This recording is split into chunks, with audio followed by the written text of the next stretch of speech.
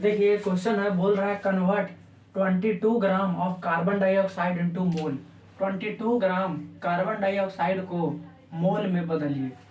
ये है कि 22 ग्राम कार्बन डाइऑक्साइड में कितने मोल्स हो जाएंगे कार्बन डाइऑक्साइड के। तो देखिए तो डाइऑक्साइड है मतलब CO2। तो CO2 का अगर हम मॉलिक्यूलर मास निकाले, मॉलिक्यूलर मास तो मॉलिक्यूलर मास क्या हो जाएगा, तो सारे एटम्स का इंडिविजुअल मास करके जोड़ दीजिए और AMU में लिख दीजिए। तो कार्बन का एक एटम है तो एक एटम का मास कितना होता है 12 AMU, प्लस ऑक्सीजन का एक एटम का मास कितना होता है 16 AMU। कितने एटम्स हैं, 2 एटम्स हैं ऑक्सीजन के, तो 2 से मल्टीप्लाई तो कितना हो जाएगा 16 दूनी 32 और 12 44 AMU। यानी कि कार्बन डाइऑक्साइड का मॉलिक्यूलर मास कितना आ गया 44 AMU। तो 44 AMU जो है वो एक मॉलिक्यूल का मास है, एक CO2 का मास है, एक मॉलिक्यूल ऑफ CO2 का AMU। लेकिन अगर हम ग्राम मॉलिक्यूलर मास लिखें, gram molecular mass of carbon dioxide यानी कि CO2, तो ग्राम मॉलिक्यूलर मास क्या होता है, मॉलिक्यूलर मास को AMU हटाकर आप सिर्फ ग्राम में लिख दीजिए, यही कहलाता है ग्राम मॉलिक्यूलर मास।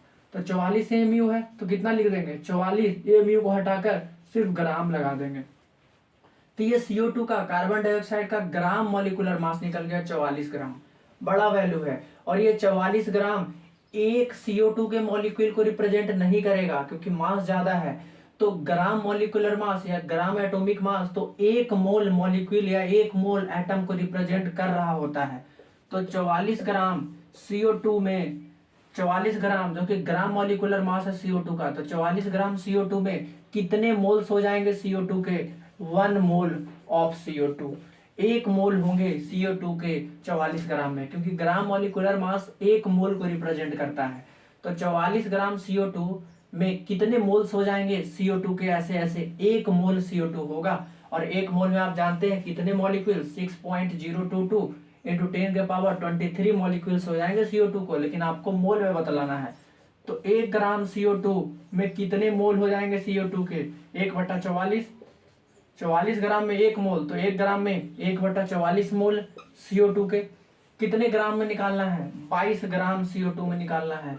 तो 22 ग्राम CO2 में कितने आएंगे, 1 ग्राम में 1/44 मोल, तो 22 ग्राम में कितने 1/44 इंटू 22, तो 2 बार में कट जाएगा तो कितना आ जाएगा 1/2, मतलब 0.5 मोल ऑफ CO2।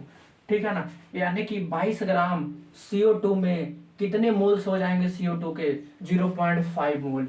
और ऑप्शन नंबर बी ये आंसर हो जाएगा आपका।